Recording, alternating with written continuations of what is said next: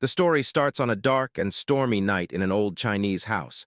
A group of men in black robes stood quietly in a line. One of them asked if anyone was there. The rain had formed puddles, and outside, a dirty child, soaked from the rain, looked at the men in black robes. Their stillness was creepy. Among them, a man with red eyes looked closely at the boy, wondering how he could be living in the empty martial academy. He called the boy a young warrior and politely asked if they could stay there for the night to get out of the rain. The boy watched them closely, curious about who they were. He was surprised they spoke so nicely, especially since he was just a kid. He thought they might see him as a young caretaker of the closed academy. Wanting to be polite, he greeted them back and figured they probably weren't bad people. He said he had been living in the empty academy for a few years and told them they could stay wherever they wanted. But he pointed to the pavilion where he stayed and asked them not to use it. The men thanked the young warrior for his kindness. Their leader told everyone to avoid the boys' pavilion and find shelter somewhere else. He asked if they understood, and they all said yes. They went to find their spots. The boy read the word on their robes. It said Tang. He wondered if they were from the same clan. He was curious about what kind of people they were, but he had other things to do. He went into his pavilion. He was busy because it was time for the kids' dinner. The serious mood changed as the boy looked happy. He happily called everyone to eat. There was a big pot. He cheerfully lifted the lid, revealing a small, brown, cricket-like insect inside. The boy remarked that he was almost late and these insects must be starving. He then opened another pot. Inside was a charming, large spider known as the black earth tiger, a tarantula native to Hainan, China. It's a big species growing up to 20 cm with unique stripes that resemble a black tiger. With a chopstick, he picked up an insect to feed Black. As he fed him, he expressed his gratitude for Black's presence, saying he couldn't imagine surviving without these creatures. Black eagerly munched on the insect. The boy was delighted with Black's reaction. He was amazed that this spider, once the size of a fingernail, had already shed its shell twice and grown significantly. He was thrilled. After Black had eaten, the boy opened a drawer. Inside was an orange lizard with white stripes.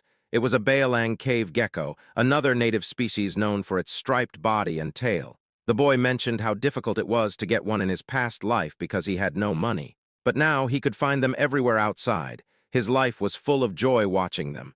As he fed the gecko, it bit him. He yelled and shook his fingers to dislodge it, but it held on tightly.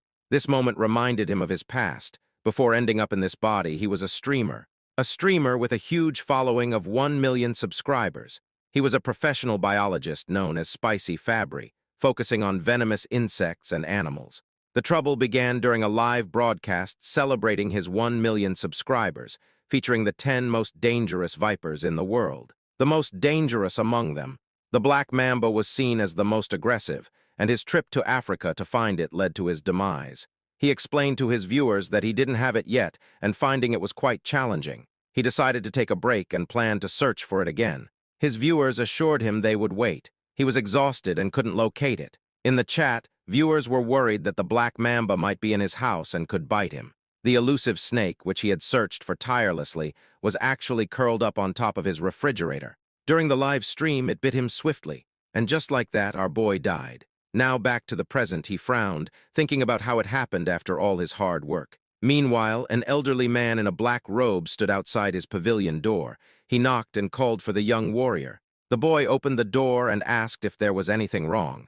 The man expressed his gratitude for the shelter from the rain. He invited the boy to join them for dinner, mentioning they had caught a deer. The boy was thrilled to hear this. He loved meat. Until now, the only meat he had eaten was from snakes and lizards. He gladly accepted the invitation and joined the others. They had set up a bonfire. Everyone gathered around, watching the deer cook. The elder noticed the boy drooling at the sight and mentioned that the deer would take some time to be ready. In the meantime, he asked if he could ask a few questions. The boy felt a bit embarrassed for staring too long but agreed to answer. The elder asked if the boy lived alone and how old he was. The boy wasn't sure if he was 14 or 15. He decided to make up a story that he had hit his head as a child and didn't remember much. When asked if he stayed there by himself, he said yes, explaining he had no special talent. He just caught snakes and sold their skins to get by. The elder was surprised he did such a risky thing. The boy replied that he was used to it. Someone brought over some cooked meat so they could eat first. An old man commented that the young warrior must be hungry. The boy thanked the elder. He mentioned it had been a long time since he had any meat. As he bit into it, he looked genuinely happy. In his mind, he thought, "This is happiness." The older men watched him with smiles. They asked the boy to listen while he ate. The elder explained they were searching for something and asked if he had seen anything unusual. The elder hesitated about sharing more. The white-haired elder suggested to the patriarch that, since they owed the young warrior, it might be fine to tell him. Besides, the boy probably wouldn't understand, and living alone, he wouldn't spread the word. The patriarch agreed with his father and began to explain. They were looking for a centipede with a blue spot on its body. The boy was taken aback by this. They called it the blue spot centipede. It was large, so they thought the boy might have come across it. He asked how big it was. The patriarch said that if it were an adult, it could easily swallow someone the boy's size. The boy went pale at the idea of such a gigantic centipede. He started to question his assumption that he had just traveled back a few hundred years.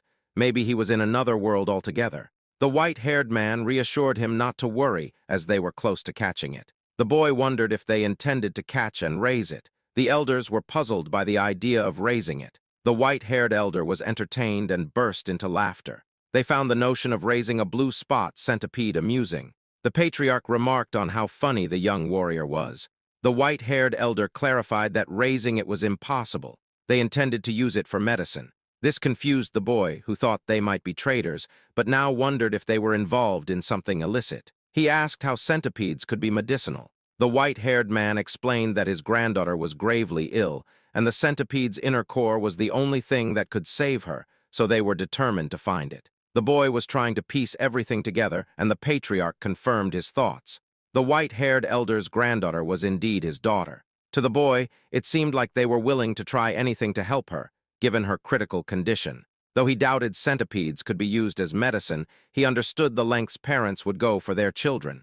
Feeling sympathy for both the girl and the centipede, and grateful for the meal the men provided, he decided to offer his help. He began speaking about the centipede, prompting the patriarch to ask if he had seen it. He replied no, but mentioned that while he might not know exactly what a blue spot centipede is, he might have an idea of where to find it. Despite his death by snake bite, Spicy Fabry was exceptionally knowledgeable about venomous creatures. Out of the estimated 8.7 million species, about 20,000 are known to be venomous, and he had knowledge of each one. Centipedes were no exception. With expertise in venomous animals, Spicy Fabry was like a walking encyclopedia. The boy recalled his extensive knowledge about centipedes, as if flipping through a mental book. In his mind, he scanned through the information and soon found what he was looking for. Back in reality, he told the elders he might know where to find the creature. The men were surprised and eager to know where. The boy asked about the areas they had already searched. They had looked north and east of the academy, mostly during the day, focusing on the riverside to the north. He wasn't surprised they hadn't found it. He explained, "Of course you couldn't find it." The elder was curious about what he meant by "of course." They urged him to explain. Centipedes, being part of the Arthropoda phylum and Chilopoda class, have a wide range and, being cold-blooded, require shelter to regulate their temperature and humidity. Another interesting fact is that, unlike most insects with a waterproof layer, centipedes have weak waterproofing and pores on their shells. So they don't actually prefer wet places.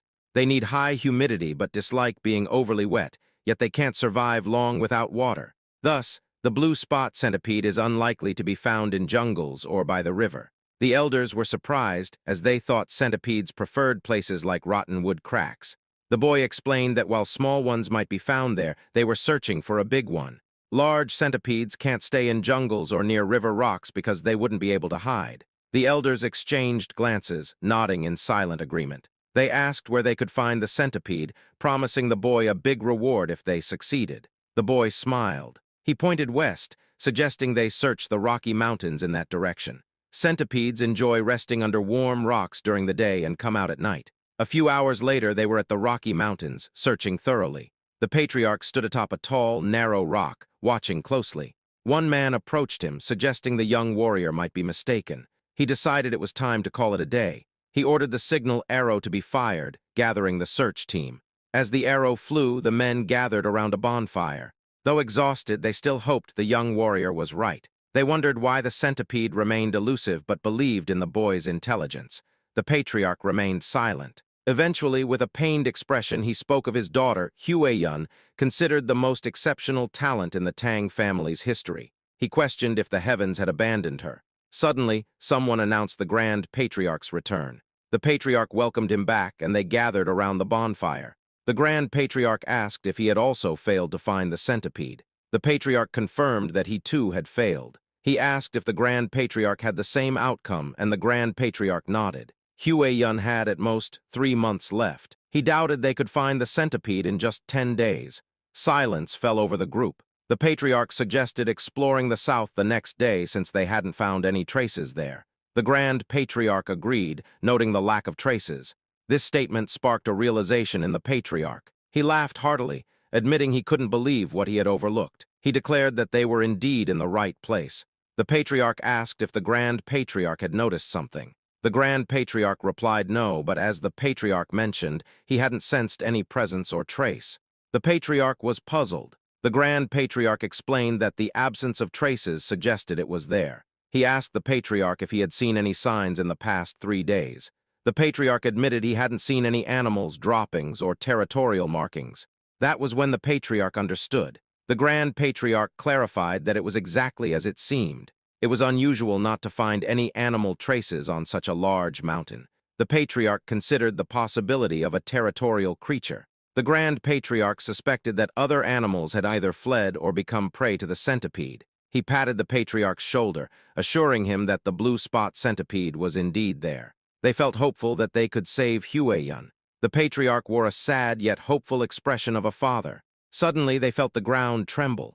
Alertness spread through the group. Panic set in as cracks appeared in the ground. The area around the bonfire began to crumble. Unexpectedly, it rose from the earth. Confusion swept over them as they tried to understand what was happening. A limb emerged from the ground, soon followed by another. They pointed at the creature as it surfaced, fear gripping them. Even the Grand Patriarch was filled with unease. Several more limbs emerged. It was indeed the blue spot centipede, and it was massive. Back at the academy, the boy grumbled about the commotion. He wondered just how large the centipede was, given all the noise. He remarked on how he had merely suggested searching for it, yet they seemed to be turning the mountain upside down. He was fascinated by the idea of a centipede big enough to swallow him whole. Being a fan of poison Pokemon, he thought he'd really like to see it. Meanwhile, at the Rocky Mountain, things eventually calmed down. They had defeated the blue spot centipede, though not without injuries. They managed to retrieve the core, a small blue gem, kept safely in a wooden box. The men were moved to tears, relieved they could finally save Hueyun. The Patriarch instructed his father to go to Sichuan first to treat the injured warriors.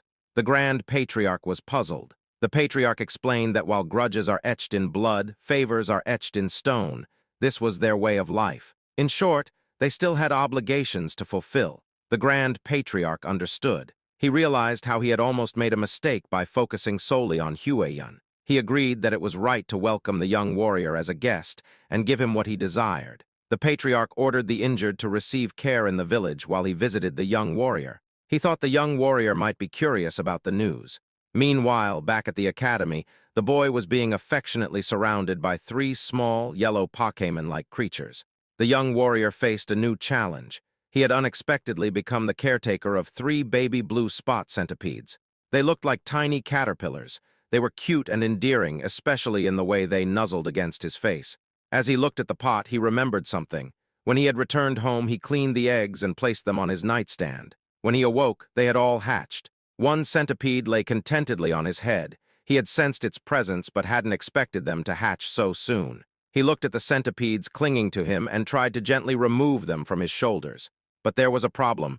They wouldn't let go, seeing him as their parent. Here's a quick recap of what happened last night. The boy was incredibly curious about this new type of centipede, so large it could swallow him whole. He told himself that enduring this challenge proved he was still spicy Fabry, even in the lair of the blue spot centipede he discovered. Driven by curiosity, he searched for it and accidentally kicked an insect in frustration. His torch fell as he lost his balance, but he was relieved to see the 3 eggs he found were safe. Luckily, the rain had stopped, or he might not have been able to retrieve even one. Realizing he needed to act quickly, he stood up to head back and clean the eggs.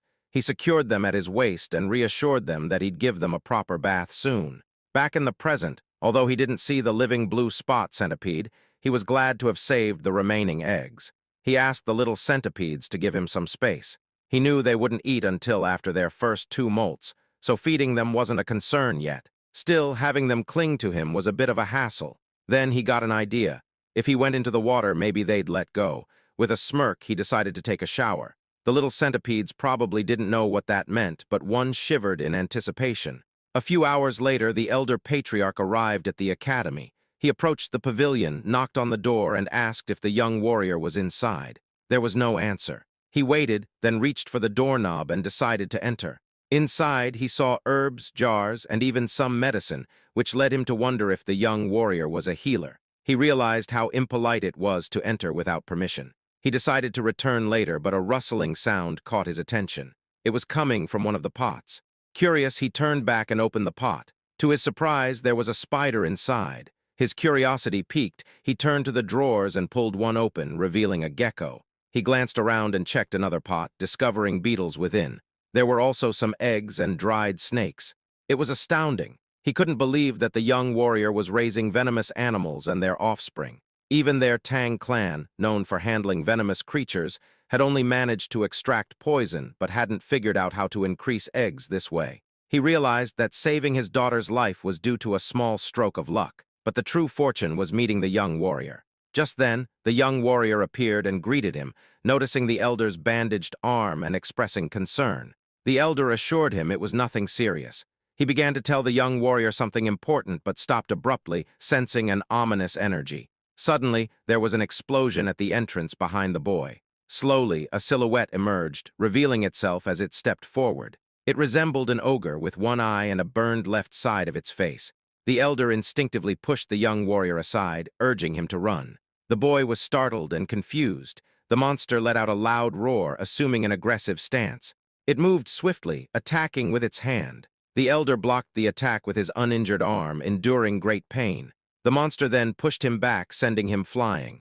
Dust filled the air, causing the elder to cough, and he spat blood. He realized the monster's strength was comparable to that of his father. The elder urged the young warrior to run, but as the smoke cleared, it revealed the young warrior being choked and lifted by the monster. The young warrior coughed as the monster laughed loudly. The monster taunted, saying he heard the Tang clan had come to Hainan. No one expected the son of the myriad poison's divine sovereign to be injured and alone. The elder responded that he didn't know who the monster was and asked why they were being targeted, including the young warrior. The monster asked if the elder couldn't recognize him by his face and fist, introducing himself as Blood Hand Rakasa Takanyang. He said the elder's father was responsible for his disfigurement. The elder recognized the name, recalling that Takanyang had been struck by a poison palm and fell off a cliff, yet he survived. The elder pleaded for the young warrior's release, offering his own life in exchange, but Ayang refused. He vowed to kill anyone associated with the Tang clan.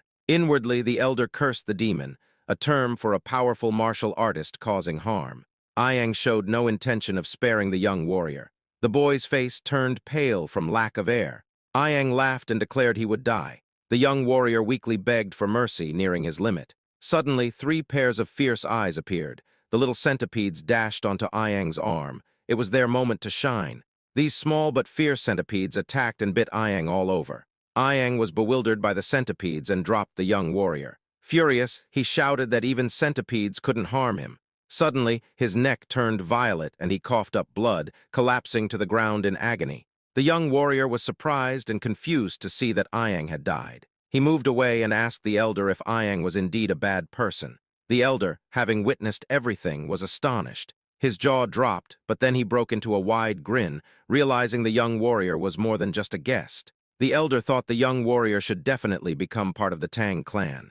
A few days after Ayang's collapse, someone sighed. The young warrior was tending to the elder, placing a wet cloth on his forehead as he rested. The elder thanked him. The young warrior suggested that instead of thanking him, the elder could tell him where his companions were so he could check on them. However, he realized he couldn't leave the elder alone, and they couldn't call a doctor either. The elder reassured him not to worry, saying he would recover with a few days of rest. The boy was amazed at how calm the elder was after such a serious injury. He told the elder to stop being so nonchalant when he was in critical condition. The elder responded that he was fine because he was a martial artist. The young warrior was clueless and asked if martial artists were the kind who flew around and shot fireballs. The elder chuckled and explained that not everyone could do that, but it was one way to describe it. Spicy Fabry was amazed. It was yet another reminder that he truly was in a different world. Otherwise, a centipede as large as a house wouldn't make sense. The elder expressed that he owed his life to the young warrior who had saved him.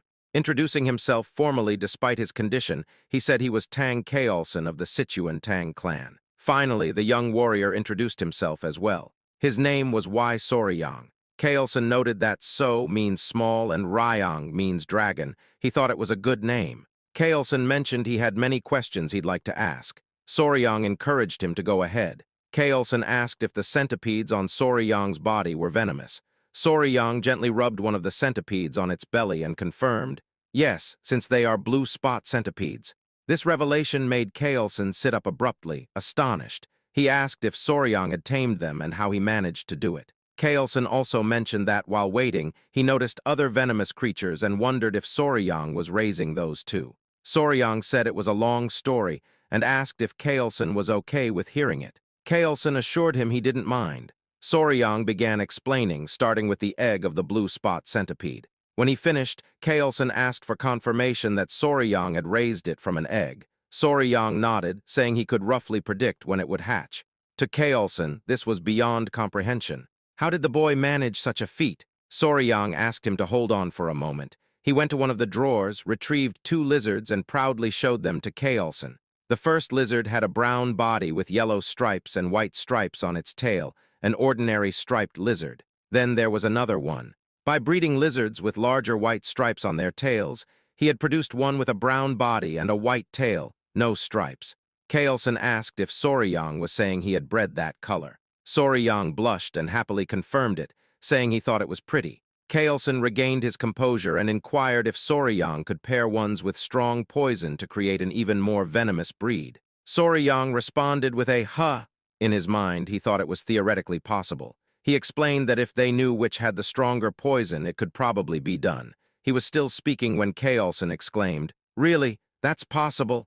Soryang was taken aback by the elder's intense reaction. Kaolson immediately urged him to join his family. Soryang was bewildered. Kaolson tempted him further, promising that if he joined, they would generously teach him all their martial arts, provide access to all sorts of elixirs, herbs, and any poisons he desired. Kaolson claimed that someone like Soryang could even capture or raise the legendary 10 great venomous creatures of the Central Plains martial world. As if that wasn't enough, Kaolson added, not to brag but to offer, the chance to meet one of the 3 flowers of the Central Plains, his daughter. Soryang exclaimed, "Hold on," and asked Kaolson to repeat what he had just said. Kaolson, amused, remarked that even though Soryang was young, he was still a man. He resumed talking about the flowers of the Central Plains, but Soryang interrupted, telling him to forget about that. Soryang wanted to know more about the 10 great venomous creatures of the Central Plains and asked if they were as amazing as the blue spot centipede.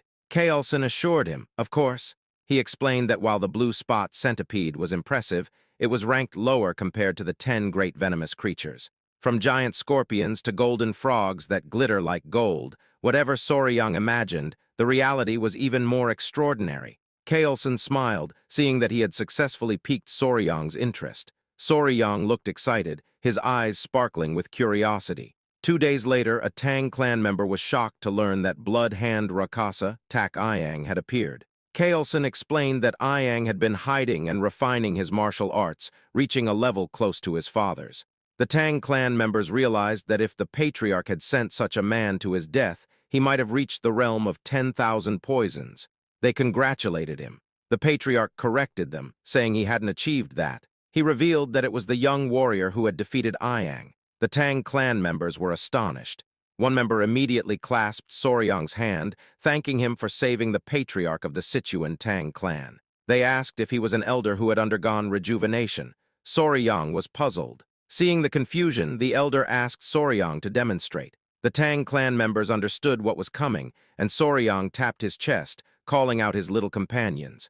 The Tang clan members watched as Soryang's clothes rustled and 3 adorable centipedes peeked out, causing everyone to gasp. The little creatures crawled into view.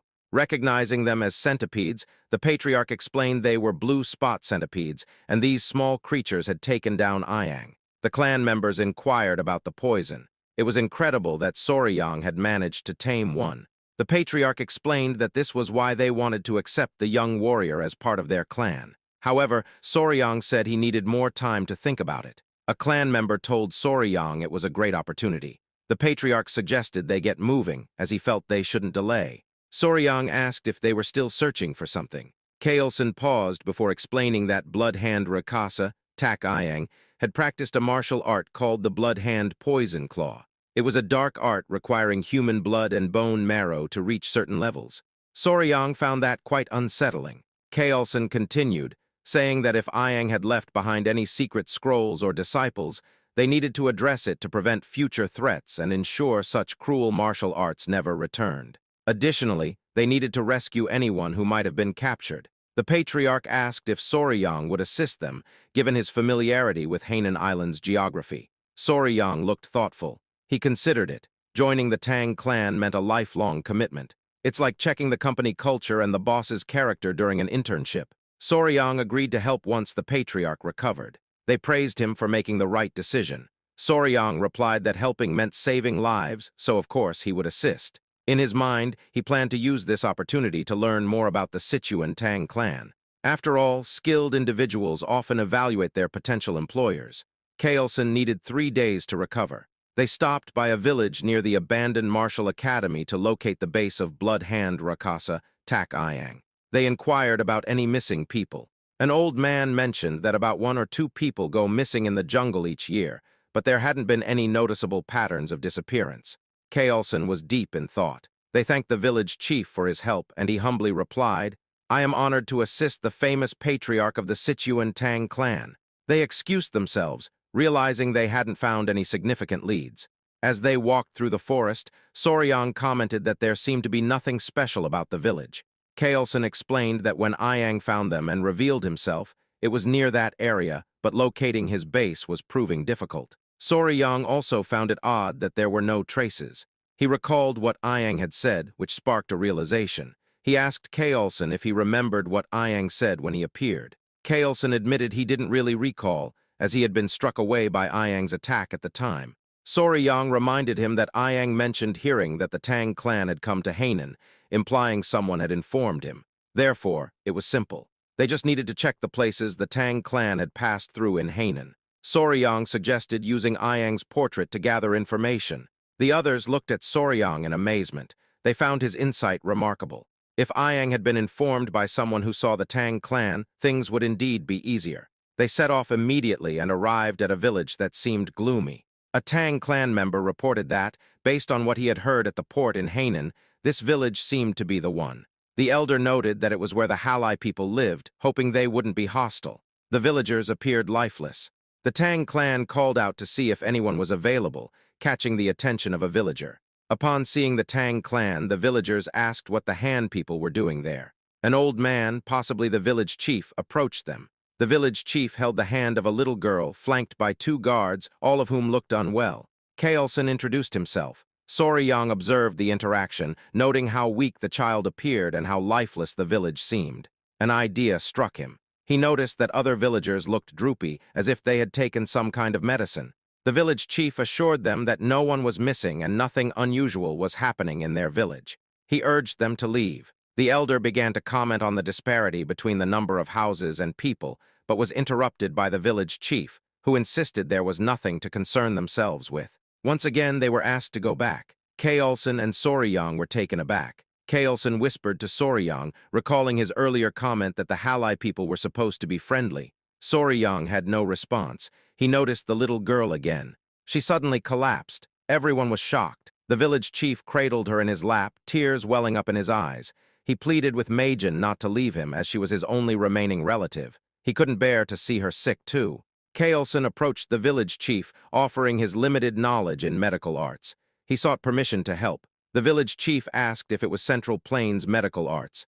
Kaelson confirmed. Though not a physician, he had some medical knowledge and asked if he could examine the child. The village chief allowed him to proceed. The village chief then explained that a plague had been spreading through the village, causing children to die and healthy people to suffer. Kaelson promised to do his best to help. The village chief expressed his gratitude as they brought the girl inside. He scolded the guards for standing idly and instructed them to guide the physician and his party into the house. They hurried towards the house. Soryang asked a Tang clan member if the elder knew medical arts as well.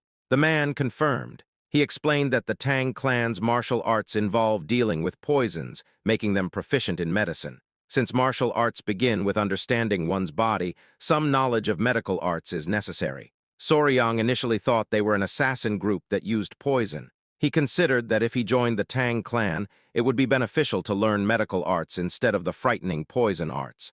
The man added that they sometimes capture wicked individuals, inject them with poison, and observe the reactions. Soryang's expression was amusing as he interpreted this as human experimentation. The more he imagined it, the more uneasy he felt. The village streets were deserted. Inside one of the houses, someone sighed. Kaelson explained that he had transferred some of his energy to stabilize the girl's breathing. The village chief thanked him profusely, pleading for the life of his only granddaughter. Kaelson mentioned something odd about the child's pulse and asked if she had a weak heart from birth. The village chief explained that she had been sick for half a year. Besides his granddaughter, others in the village had also fallen ill with what they called a mysterious disease. This was why he had urged them to leave earlier. Kaelson offered to provide good medicine for the heart and asked for the villagers to be gathered so they could try it. The village chief was overcome with emotion, thanking him sincerely. Soryang observed Kaelson closely. Later that night, a Tang clan member walked with the patriarch, acknowledging his hard work tending to the patients. The patriarch thanked Gyupi. Pai inquired about the symptoms. Kaelson explained that the symptoms were quite unusual: lethargy, swelling in the eyes, light fever, and irregular pulses. Those with severe symptoms all had heart problems. Kaelson asked where Soryang was, and Pai replied that Soryang, likely exhausted from helping all day, had fallen asleep. He had left him in his room. Kaelson agreed, noting that Soryang had been following them without knowing any martial arts, which would naturally tire him out. Kaelson decided to check on him, and Pai offered to lead the way. They entered the room, finding Soryang sleeping soundly on the bed with his 3 centipedes resting in a basket. Kaelson peeked through the door. Noticing something, he immediately entered and raised his hand towards Soryang. His hand came down heavily, waking Soryang with a sting on his cheek. Kaelson was glaring at him. Soryang, confused by the sudden action, instinctively moved away, cradling his sore cheek. He gritted his teeth, growing angry, and demanded to know why Kaelson had done that, complaining about the pain. The elder apologized, explaining that there was a bug on Soryang's face and he had tried to catch it. Soryang found this hard to believe, but Kaelson asked him to listen. He explained that he had stopped by to check on Soryang before sleeping and had noticed a bug on his face. Given the many venomous insects in the area, Kaelson thought it was too dangerous to leave it there, so his hand acted on its own. He showed Soryang the bug, noting its size. Soryang was surprised to see it and then had a realization. He confirmed with Kaelson that although the patients exhibited various symptoms, they all had arrhythmia. Kaelson affirmed this. Soryang then identified the cause of the town's illness, pointing to the bug and saying it was the kissing bug, a species from the Reduviidae family. The kissing bug got its name because it often bites around the eye or lip area, sucking blood quietly, even more so than a mosquito. This is why they're also known as vampire or assassin bugs. While the bugs themselves aren't venomous, their stomachs are full of harmful parasites. When they bite, people can easily get infected through their excrement, leading to trypanosomiasis, also known as Chagas disease. This disease ranks 7th among the most deadly to humans. Soryang asked the village chief if the village dogs also showed symptoms similar to humans, like running out of breath easily. The village chief confirmed this and asked if the bug was responsible. Soryang affirmed it was. The chief asked if this meant they could save his granddaughter. Soryang said it was possible with the right medicine. Kaelson grinned. He asked Pai for his opinion, and Pai acknowledged the young warrior's true value. Soryang noticed their exchange and wondered what was going on. They reminded him that they were from the Sichuan Tang family. Soryang looked puzzled, and Kaelson repeated the statement. In his mind, Soryang wondered, so what? His expression was both annoyed and confused, which was amusing. Kaelson explained the concept of gu, described as venomous parasites or witchcraft, created by evil men in China. These men used the bugs to inflict pain or control others. Soryang found this incredible. Kaelson agreed, but noted that many martial artists had been killed by gu or forced to commit terrible acts, like harming their own families or becoming slaves to these evil men. This is why many have tirelessly sought an antidote to counteract goo. Kaelson explained that they were referring to cures that either expel the goo from the body or dissolve and kill them inside. Soryang started to understand. Kaelson then asked who might succeed in creating such a cure, and proudly declared that, of course, it was the great Sichuan Tang family. He assured them that if they had a remedy that could dissolve a fist-sized worm inside the body, a tiny bug wouldn't be a problem. He showed the curse melting orb, noting that even a small amount of the medicine should suffice. Soryang expressed his admiration, though he privately thought the name was quite fancy for an anti-parasitic drug. The Tang family assured the village chief that they could save his granddaughter. In the end, the villagers began to recover, starting with the chief's granddaughter. The chief was immensely relieved. The villagers' warm hospitality served as a delightful bonus. Their bright and cheerful demeanor affirmed the positive rumors about their personalities. Kaelson acknowledged that it would have been challenging without Soryang identifying the cause. He told everyone that the gratitude belonged to Soryang. The villagers thanked the young warrior, calling him their savior. Though the Tang family's medicine cured the villagers, Kaelson gave all the credit to Soryang. Seeing Soryang receive the thanks warmed Kaelson's heart, as if he were being thanked himself. Soryang was moved by this. The villagers celebrated, tossing Soryang into the air repeatedly. Later, the village chief whispered to Kaelson about their earlier conversation at the village entrance. Kaelson asked what it was about. The chief referred to the villagers with missing people. Kaelson remembered and asked for details. The old man, wishing to repay their kindness, shared a strange story he heard. Among the village women, one was from another village and told him about a tragedy a few years back where people disappeared. They believed they had found a lead. Kaelson asked the location of the village. The chief said it was a small village to the west. Upon arrival, they were greeted by the stench of corpses. They knew they were in the right place. Kaelson observed the scene. Corpses, trash, and bugs littered the area, with poison lingering in the air. Pai warned Soryang not to look due to the gruesomeness, but Soryang had already seen it all. A man pointed out something unusual, a gold chicken foot. It was pecking at the corpse of a snake. Just kidding, it was a mysterious bird.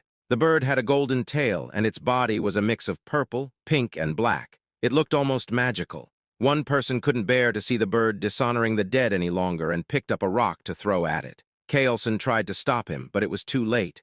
The rock missed, but they caught the bird's attention. The man was furious, but Kaelson placed a hand on his shoulder, cautioning him that something felt off. The bird spread its wings, releasing a miasma into the air. Soryang was taken aback as he watched the miasma melt the skeletons. Someone grabbed Soryang by the mouth to protect him. Kaelson quickly ordered everyone to run while covering Soryang's mouth and nose. He explained that the creature was a jianiao, which means poison-feathered bird. After escaping to safety, the group gathered around Kaelson. He described the bird, noting its 5-foot wingspan. Its beak was sharp and bronze-colored, and its body was covered in purple feathers. When it spread its wings in anger, everything around it turned black and died, poisoned by its presence. It had a golden crown on its head, giving it a truly regal appearance. Kaelson identified it as a Gen or Jianiao. Soryang's eyes lit up with enthusiasm as he asked if it was one of the 10 great venomous creatures. Kaelson confirmed it was. He explained that the Jianiao occupied the top position among the great venomous creatures, known as the king of all venom. Soryang was thrilled. In his mind, even the venomous insects and snakes of Earth seemed tame compared to this creature. He marveled at how biochemical weapons seemed to roam freely in his current world. Kaelson mentioned that the Jianiao seemed to have been drawn there by snakes carrying venom. It said that the Jianiao only eats the heads of venomous snakes.